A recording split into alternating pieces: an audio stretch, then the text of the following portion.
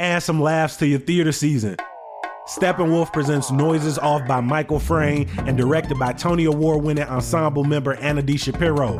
A co-production with the Geffen Playhouse, the Daily Herald calls this play within a play fast, furious, and ferociously funny, and there ain't a car or a Vin Diesel in sight. New City says the cast delivers a seriously zany show, which I'm pretty sure means hella funny.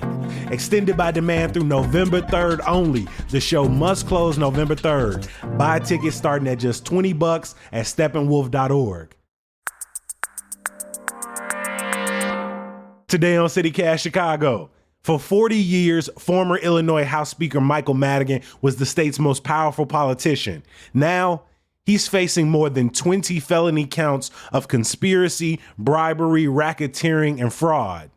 We have used the phrase Illinois' biggest corruption trial a couple times on this podcast, but I promise you, this is actually that trial, and it starts tomorrow. Here's what you need to know. It's Monday, October 7th. I'm Jacoby Cochran, and this is what Chicago's talking about.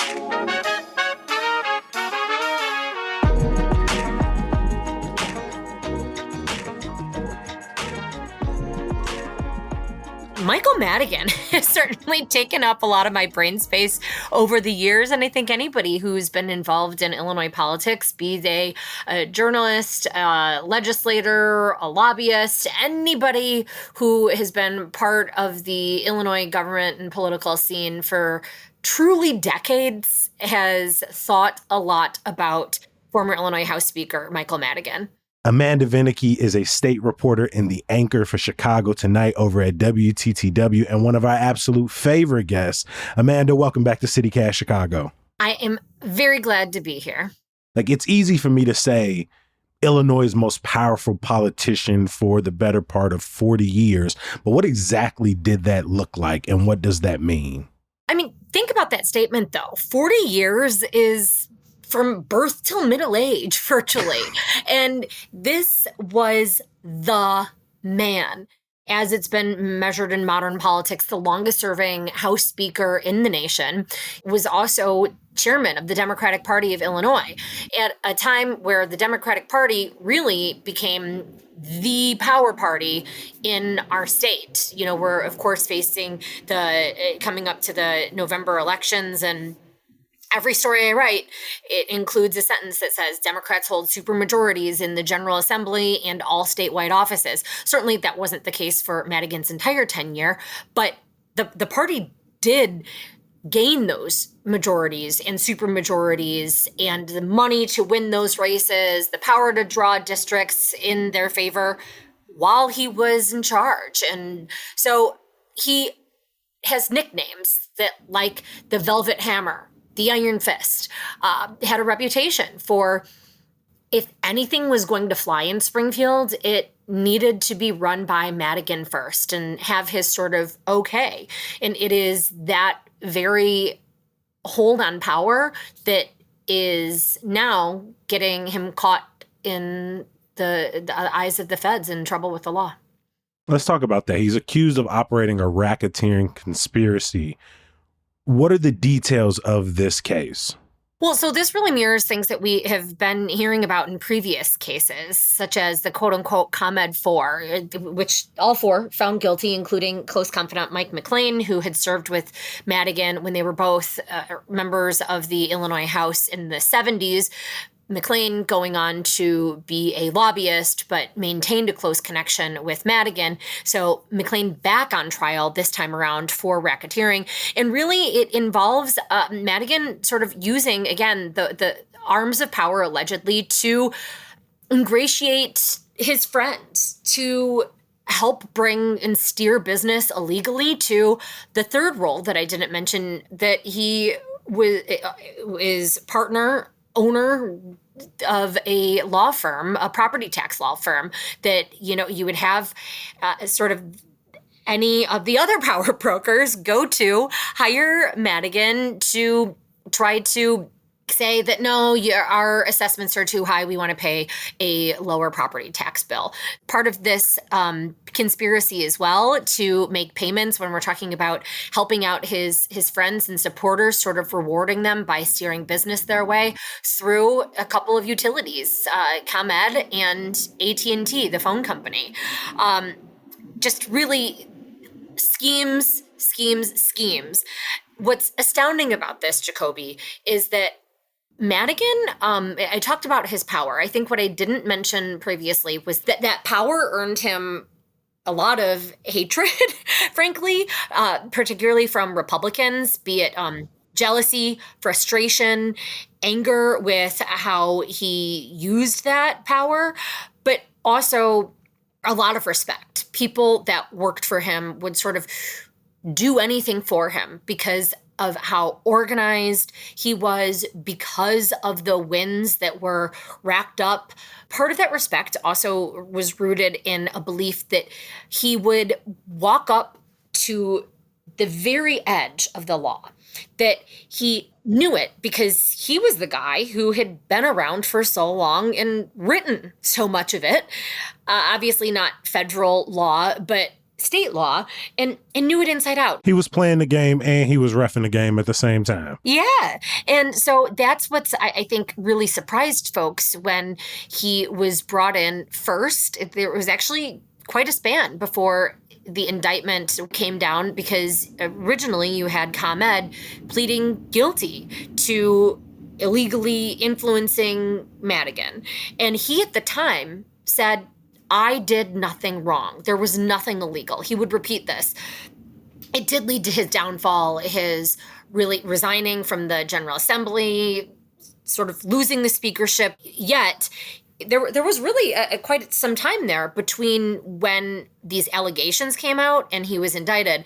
That whole time, a lot of insiders fairly astounded, not necessarily that Madigan would have people that he would try to help. Not that's well known, but that he would do so in an illegal fashion. For many, that was the Illinois, the Chicago way, using your power to get your constituents, your friends, your business interests and partners, better deals, better jobs, better access, better opportunity. Well, and you used was. I think that there's still a degree of that where that's very much the present tense. And that's something that we're going to see bear out in these trials. There's an interesting element in that Madigan got his trial delayed. And it was pushed back because of a case out of Indiana that went to the U.S. Supreme Court, in which the nation's highest justices changed the definition of really what constitutes bribery. And that has, I think, muddied the waters. You saw that in a case I mentioned, AT&T, Illinois. It's the president of AT&T Illinois previously, Paul Esquiaza, had just gone to trial for the alleged schemes here. And it was an 11-1 jury. One holdout said, no, don't believe that prosecutors had made their case. And there's a lot of sort of questioning. What does that mean for the Madigan trial? What is bribery? What's illegal and what isn't? Yeah, I was going to say a lot of accusations involve like indirect payments, like $22,000 to an ally of Madigan's. Can you give us a high level breakdown on how the prosecution says this alleged corruption scheme worked, and also how this new interpretation on what is and isn't bribery may impact how they shape their case?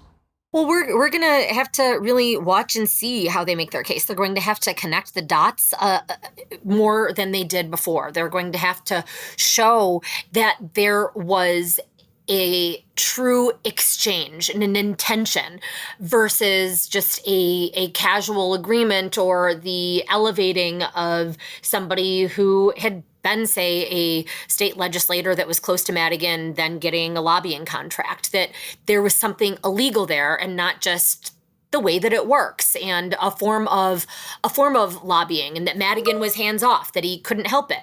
We've had test cases with the ComEd 4, with AT&T Illinois, but it's different when you're the guy. What's interesting here is we have had test cases. We've had ComEd already settled. We've had the ComEd 4, all of those individuals found guilty. Do you think the fact that the majority of the cases have ended with institutions or individuals being found guilty or admitting some form of guilt, do you think that bodes well for Madigan, despite how, big of a tuna he is? Yeah. We don't really fully know the impact of the Snyder U.S. Supreme Court decision and what that might have. The ComEd 4, yes, they were found guilty, but they are trying to get that overturned and have another hearing to that end, I believe, actually in a couple of weeks. So I think it's difficult. Politicians are not beloved, especially those who are accused of corruption. I mean, you're walking in there with a very high hurdle.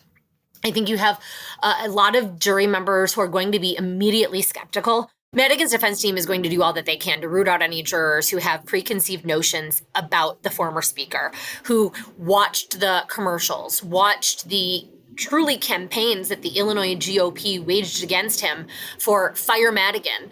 But I think regardless of that, there's a sort of immediate taint that comes along with being a political guy like Madigan, separate and apart of being somebody who is, say, the president of a corporation. So it's a different bench for him to clear, and certainly it's a taller, tougher one.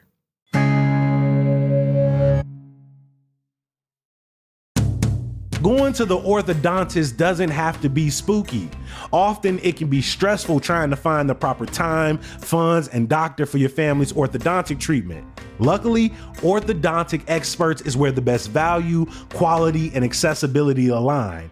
Their orthodontists guide you through treatment with kindness and professionalism. They provide exceptional orthodontic care with various options, including traditional metal, gold, ceramic, and lingual braces and clear aligners. Orthodontic Experts accepts most major insurances and even creates personalized payment plans for you. And they offer evening and weekend availability that will easily fit into your busy schedule. And the best part is that the clinics are always located conveniently near you. Why wonder? Find out if orthodontic treatment is right for your family with a no-cost consultation at Orthodontic Experts.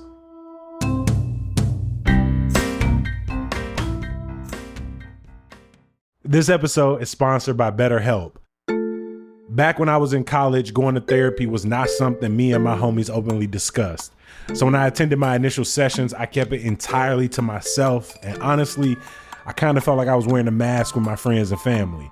Luckily, in the years since, I've watched more and more people destigmatize the conversation and remove the taboo from therapy. However, for many, they still don't know exactly where to go if they are considering giving talk therapy a try. And if that sounds like you, try BetterHelp. It's entirely online, designed to be convenient, flexible, and suited to your schedule. All you got to do is fill out a brief questionnaire to get matched with a licensed therapist, and you can switch therapists anytime for no additional charge. Take off the mask with BetterHelp. Visit betterhelp.com/citycast to get 10% off your first month. That's BetterHelp, HELP.com/citycast. Hi, this is David Plotz of CityCast. Have you thought about a gift for yourself this year? One that has the power to help you grow and learn and become a better version of yourself? Give yourself the gift of language by getting Babbel. With quick 10-minute lessons handcrafted by language experts, Babbel gets you talking a new language in 3 weeks, because talking is the key to really knowing a language. And that's how Babbel approaches it. It's designed for real conversation. So I have a trip to France planned with my girlfriend. Was it inspired by the Olympics? Yes, it was. And it's given me the chance to revive my old high school French. And it's so fun to catch back up with the vocabulary I'd forgotten, to remember all the food. For example, I'm in a lesson on ingredients, so I'm going to make crepes with butter and sugar. Avec sucre et de beurre salé, on va se régaler. We're going to have a feast. They learned this great new French expression too. J'en ai l'eau à la bouche. That means I have water in the mouth. It means it's mouth watering. Love it. Love French. Anyway, Babbel gets you talking, and studies from Yale and Michigan State University and other leading universities prove that it works. So here is a special holiday deal for CityCast listeners. Right now, get up to 60% off your Babbel subscription, but only for CityCast listeners at babbel.com/CityCast. Get up to 60% off at babbel.com/CityCast, spelled BABBEL.com/CityCast. Rules and restrictions may apply. Based on your understanding, what are the smoking guns that the prosecution is going to present as evidence against Madigan? Because this really feels like a, come for him, bet not miss type situation. I like that. What is strange is, so you don't have Madigan. He had this reputation, as I noted, of being super careful, following all the rules. They ain't got him on all them tapes. But there we go. The smoking gun is hearing his voice. Phone calls between he and his co-defendant, Mike McLean. There aren't necessarily emails. Mike Madigan isn't, texting away. But when you hear his voice, that's going to be something that is pretty incredible for the jury to hear and hard for Madigan to push back on. Are we hearing like code words? Are we hearing very clear, do this for me? Like what should the public expect to get off these tapes? It's not outright like that. It's Okay. not quite as do this, hire this person, or else. We haven't heard the tapes, but from what we've read in the transcripts, conversations that are hard to misread. It's not hire this guy, this legislation has to pass because they ended up hiring former state representative Eddie Acevedo when I had told them to. Therefore, AT&T deserves to get this legislation passed. It is not outright like that, but it's sort of the coded language of what needs to happen and checking in on what is where when it comes to legislation, when it comes to members of sort of the Madigan team. When we talk about ComEd, AT&T, some of these other schemes he's alleged to participate in, how did that impact like you and me? How did that impact other Chicagoans, other people living across the state? Like, we talk about enriching himself, right? Through his law firm, through the friends that he made along the way. But how did those alleged decisions ultimately hurt taxpayers and his constituents? Well, so let's take first the AT&T example. Some would argue that it didn't hurt folks all that badly and that maybe AT&T didn't have to go this route. It was legislation that had passed in many other states that allowed them to stop maintaining copper phone service lines as folks were really moving away from landlines so that the company would have more money to invest in technology like, say, 5G. It was a measure that maybe was going to pass anyway at some point in time. That was the AT&T version. The ComEd version, I would say, maybe would get your average Joe or Jane a little more worked up because this was legislation that had an impact on people's bills, how much they were paying for electricity, essentially, as ComEd was able to charge more for the delivery of electricity, which is what their job is.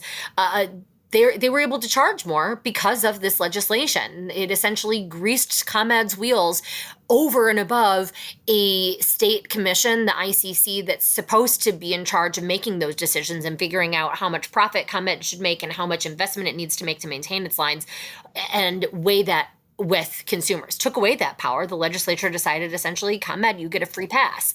So that has been the subject of lawsuits as well. And again, ComEd did pay I believe, $200 million fine when it first admitted guilt for that. I think that there's the underbelly as well, though, where it is all undermining faith in government, which has a lasting impact as you're asking people to pay their hard-earned money toward taxes and a belief that their vote matters, that their tax dollars are being put to good use, that instead of that happening, that their tax dollars are being used in ways to keep those in power in power.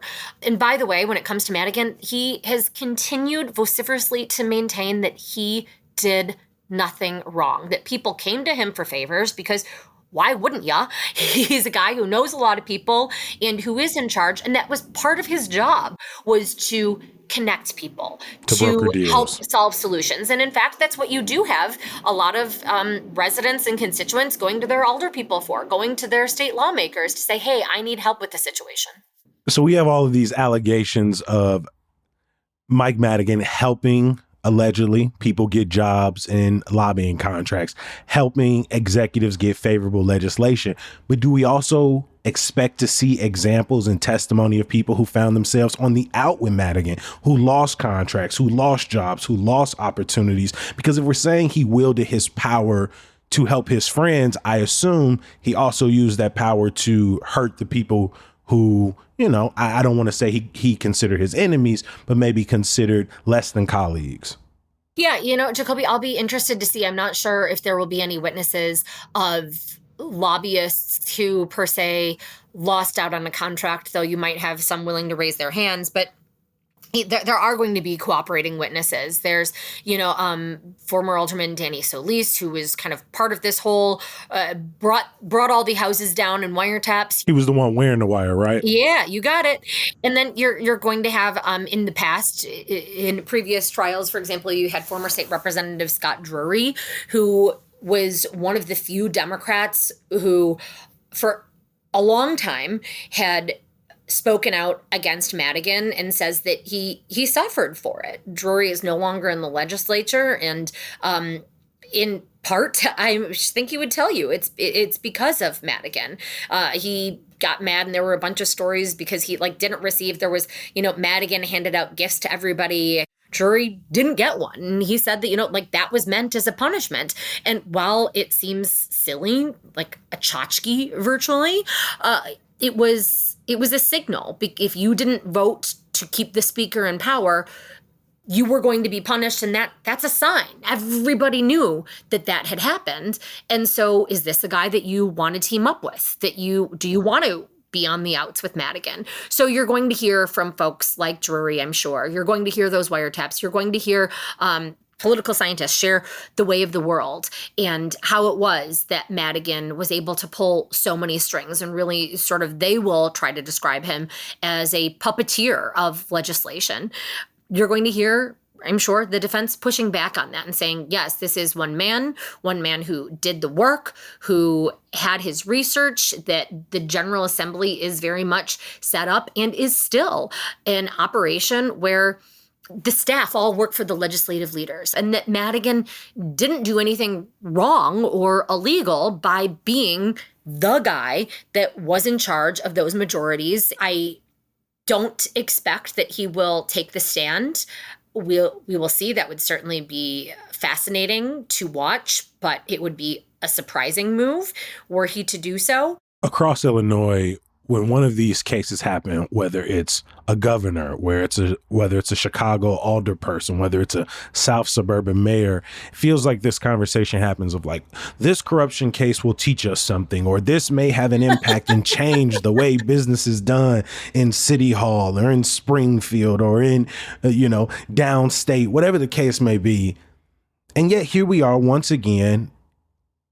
And while we can argue this case is different because he is that guy, I'm seeing those same declarations being made. Amanda, from your vantage point, is this case likely to change, spark legislation at the state level that sort of changes how business is conducted? Or will this be another moment in which they sort of isolate to one person, another sort of bad apple, and this just adds to the laundry list of state cases? I don't know that I have an easy answer for that, Jacoby. I do think things have changed. The legislature feels different. I think that lobbyists are even more careful, paranoid, perhaps even as they do their work. I don't know that is lasting change. There certainly haven't been a ton of legislation that is changing the culture. You look at things, for example, like the revolving door of former legislators becoming lobbyists. That still continues. It was some legislation that slightly made it more difficult. There's a little bit of a lag time, but there are easy ways around it. Those who say that, all right, Madigan is no longer here. It's a new era. Things have changed. But I think Republicans would push back and say that not enough has changed, that there has not been enough ethics legislation to really and truly rein in this sort of behavior and change the culture, that even though he's gone, you still have gerrymandered districts that Democrats, because they are in power, drew to their advantage. This is the sort of thing that is not good for, I think, our state as a whole. If you want government to function well, even the accusation and thought that it is not doing so is problematic for us all. Mm-hmm. You've been covering Governor Pritzker recently. Given how embedded in Illinois politics Madigan was as the state's longest serving leader, how is this trial affecting Governor Pritzker? What has he had to say in the months leading up to it? Not much. And that's what I'm saying, Jacoby. I mean, it's pretty remarkable. While you had some Democratic defeats right after this came out, that's in the rear view mirror.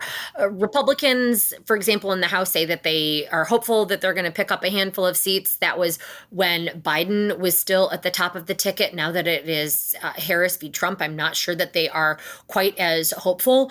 Democrats are in charge.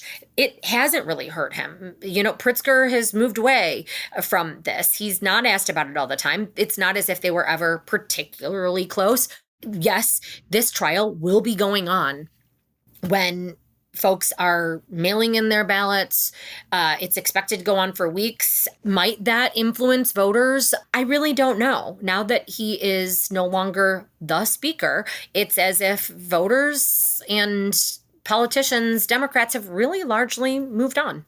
What type of potential penalties does the former speaker face? I haven't done the calculations, and there are so many counts. It really depends how many, if any, the jury were to find Madigan guilty of. But this could be a fairly long sentence. There are certainly constituents for whom he is beloved. He was very protective of his corner of Chicago. He's a South Sider and proud of it. But it is not really the same sense of, oh, look at this guy who did all these generous things for people out of the goodness of his heart, that seemed to really help Burke have a much lighter sentence. It is also a different judge. So it depends on what the jury decides, of course, but also how much of an example, how much of a precedent a judge were to set if in fact Madigan is found guilty. Again, this is a trial that is expected to last quite some time. You have a lot of charges, a lot of players, and the stakes are certainly very high. I want to give a huge thank you to our guest today from WTTW, Amanda Vinicky. Amanda, always a good time seeing you, my friend. I've missed you. It's great to be back with you, Jacoby. Before we get out of here, make sure you bookmark our website, chicago.citycast.fm. There you're going to find our walking and neighborhood guides, our latest articles, our best food and drink list, and you can subscribe to our daily newsletter, Hey Chicago, and sign up to become a CityCast Chicago member. Of course, I can't let you go without some good news. Slow and Low, Chicago's largest lowrider festival, is back this Saturday at Navy Pier. And make sure to follow their Instagram page to stay up to date on other events happening in and around the city this week to celebrate. As always, we appreciate you for listening and reading. We're going to be back bright and early tomorrow. We'll talk to you then. Peace.